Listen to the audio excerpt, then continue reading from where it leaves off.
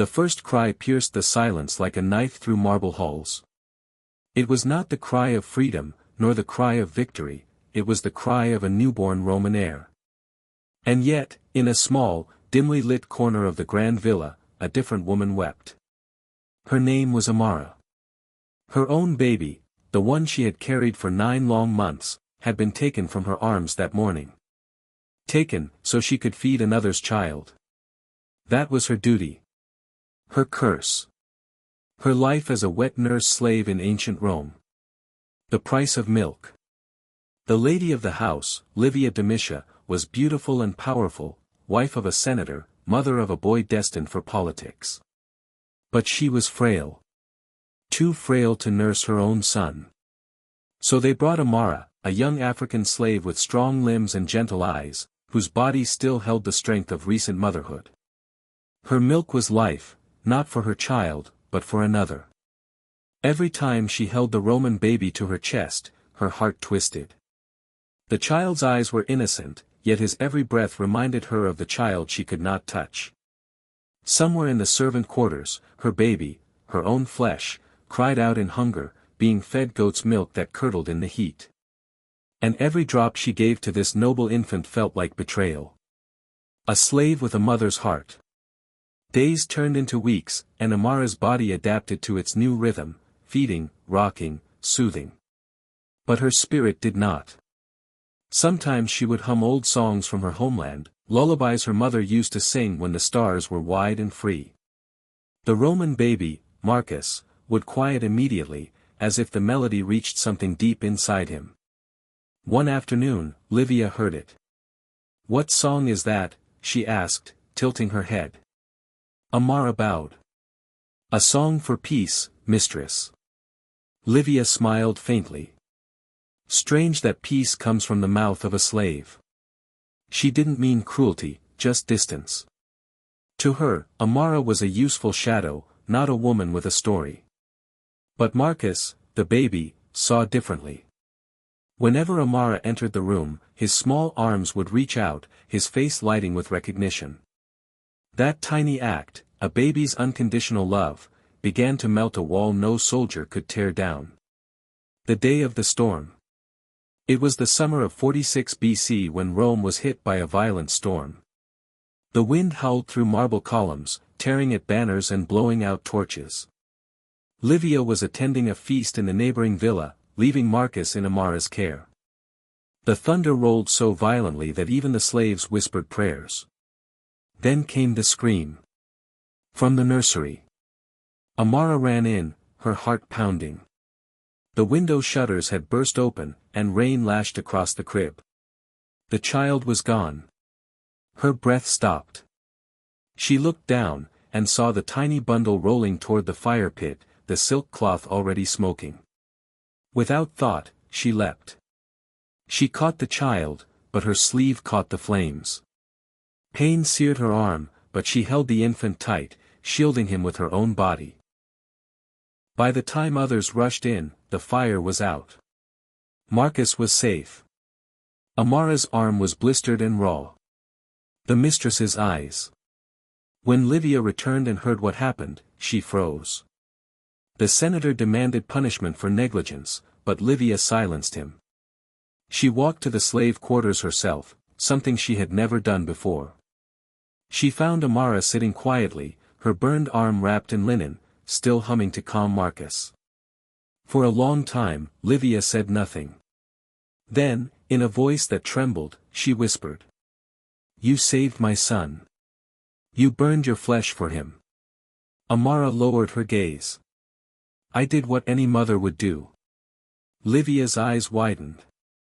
In that moment, for the first time, she saw her slave not as property, but as a mother.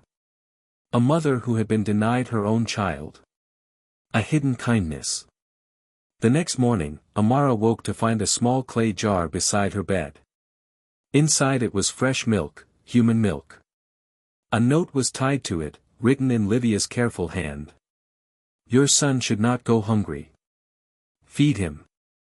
I give you my permission." Tears blurred Amara's vision. She pressed the jar to her lips, whispering gratitude into the air. For the first time since her enslavement, she felt seen. Every night after that, she would slip away for a few minutes to nurse her child in secret.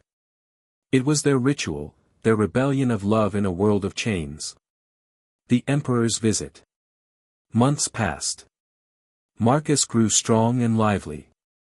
His laughter echoed through the villa like music. One day, an imperial envoy came, a powerful senator seeking to adopt a child after losing his own. Livia hesitated but eventually agreed to let Marcus be fostered by the senator, a move that could secure her husband's political favor. Amara's heart broke. The baby she had fed, rocked, and nearly died for, was to be taken away. That night, as she held him one last time, she whispered into his ear. "Remember warmth, my child. Even when marble surrounds you, remember that once a mother's heart beat for you." Marcus, too young to understand, grasped her finger and refused to let go. The final act. On the morning of the departure, chaos filled the villa. The senator's guards arrived to escort the child. Amara watched from a distance, her tears hidden behind lowered lashes. But when the time came, Marcus began to wail uncontrollably, reaching for her, calling out in broken syllables that sounded almost like "Amma." Livia's chest tightened.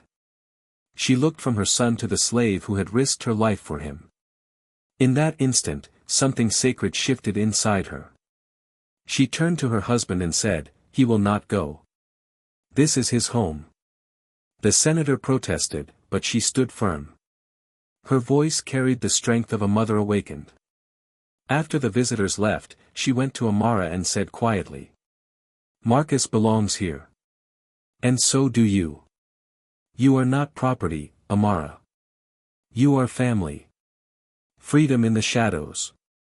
Legally, Livia could not free her without the Senate's consent. But in every way that mattered, Amara's chains had fallen.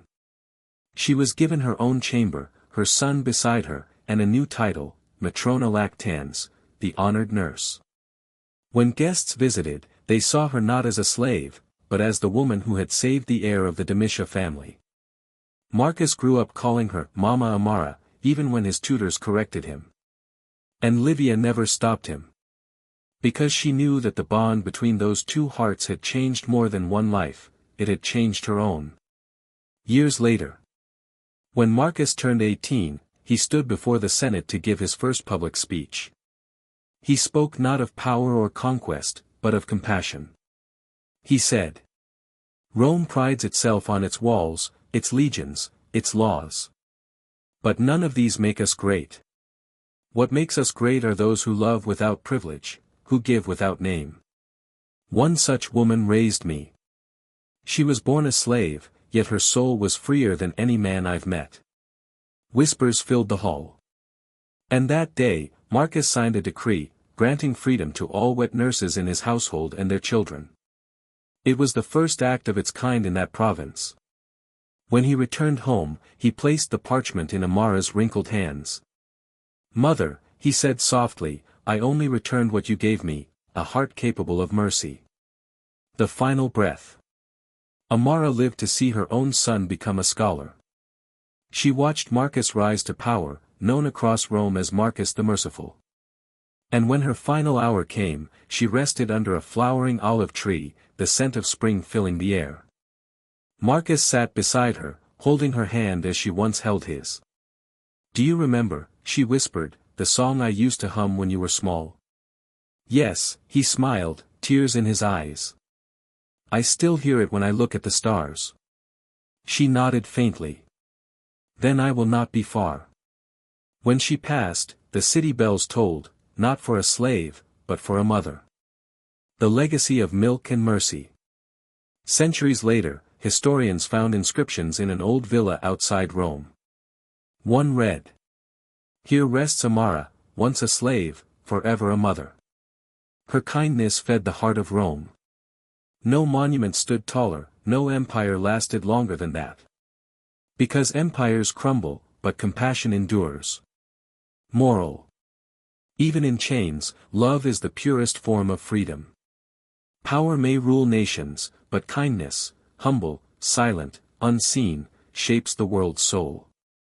And sometimes, the greatest revolutions begin not with swords or laws, but with a mother's milk and a heart that refused.